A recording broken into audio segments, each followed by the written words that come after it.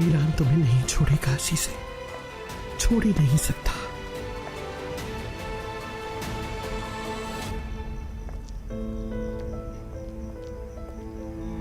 एक दिन मीरान तुम्हें छोड़ देगा और पीछे मुड़कर भी नहीं देखेगा। ये बात तो तुम अच्छी तरह जानती हो ना अजीज़े।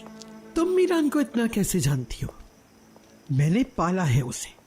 वो जहां मर्जी चला जाए लौटकर मेरे ही पास आएगा। रेहान,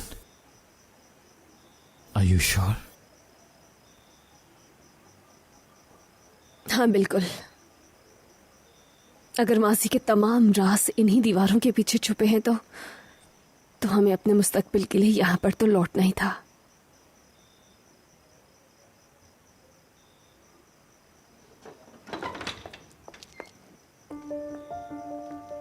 मीरान, मेरा बेटा, मेरा बच्चा,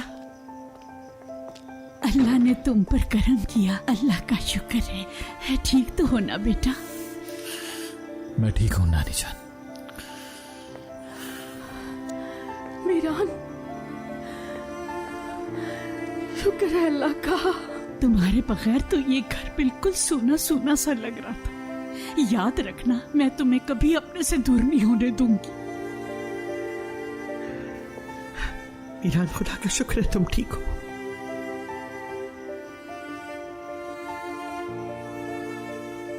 बहुत थक गए होगे, चलो आराम कर लो। अस्मा आंटी बाथरूम तैयार कर दीजिएगा। जी ठीक है, अभी कर देती हूँ। अब सब कुछ पहले की तरह होगा नानी जान। हम बैठ के बहुत सारी बातें किया करेंगे। मैं यही हूँ बेटा। तुम जल्दी से सेहतमंद और ताकतवर हो जाओ, ये ज्यादा जरूरी है।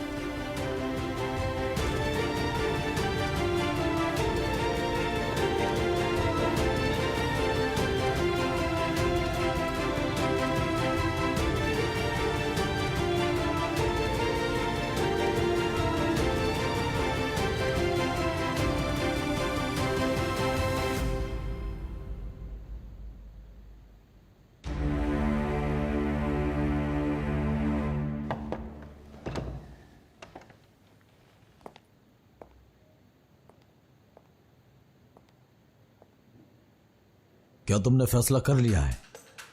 ये कैसा सवाल है? मीरान के बारे में। वो कदम उठा चुका है और अब तुम्हारी बारी है। उसे बता दो कि वो शादोलो खानदान से है। महफूज, ये बात मैं तुम्हें पहले भी बता चुका हूं कि अभी इस बात का तुम्हारा इरादा क्या है?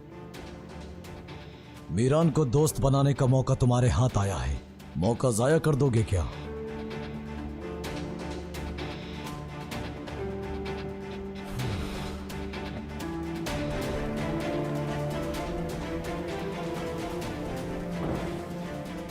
दोस्ती का ये मौका हाथ से कैसे जाने दे सकता हूं महफूज?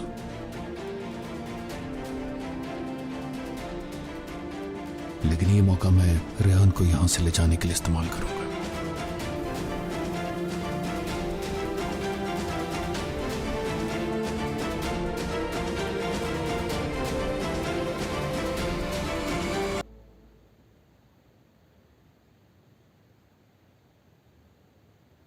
तुम पास होती हो तो जख्म खुद ही भर जाता है।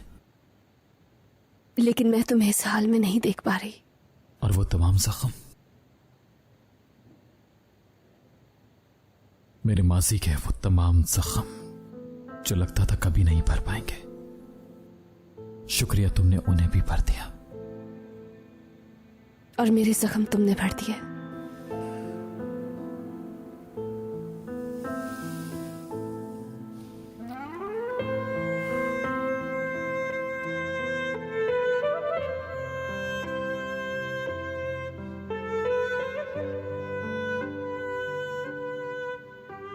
तुम ठीक तो हो ना? वैसे अगर तुम यहां मेरे पास बैठ जाओगी तो और जल्दी जख्म भर जाएंगे मेरे।